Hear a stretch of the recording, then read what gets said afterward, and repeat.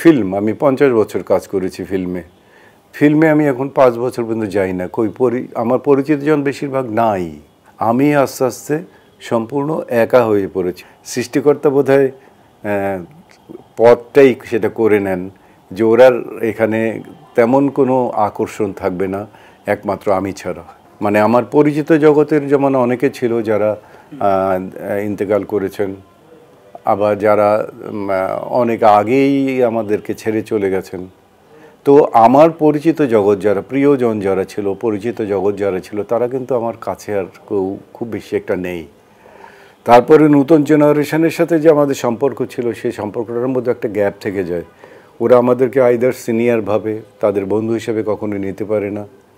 সেই হিসাবে একটা দূরত্ব সৃষ্টি হয়ে যায়। এই দূরত্বটা সৃষ্টি হওয়ার জন্যে ওদের স্বপ্ন পূরণে পাশে থাকতে পেরে আমরা গর্বিত।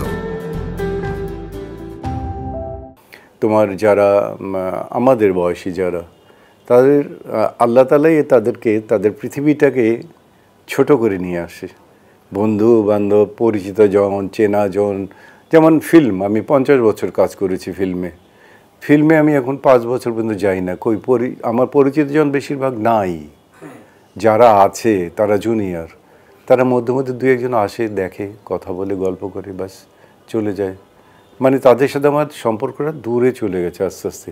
আমি আস্তে আস্তে সম্পূর্ণ একা হয়ে পড়েছি। এখন আমি মোটামুটি বলা চলে যে সংসার নিয়ে, যত সংসার মানে ব্রড সেন্স না, মানে আমার ওয়াইফ এবং আমার একটা ছেলে, এইটুক নিয়েই হচ্ছে আমার এখনকার পৃথিবী। আর তার সাথে সৃষ্টিকর্তা, তাকে নিয়ে চিন্তা ভাবনা করা, তাকে নিয়ে নামাজ রোজা করা বা এই ক্যাটাগরির কিছু করা। রাজনীতি করতাম, সেখান থেকেও সরে এসেছি একেবারেই।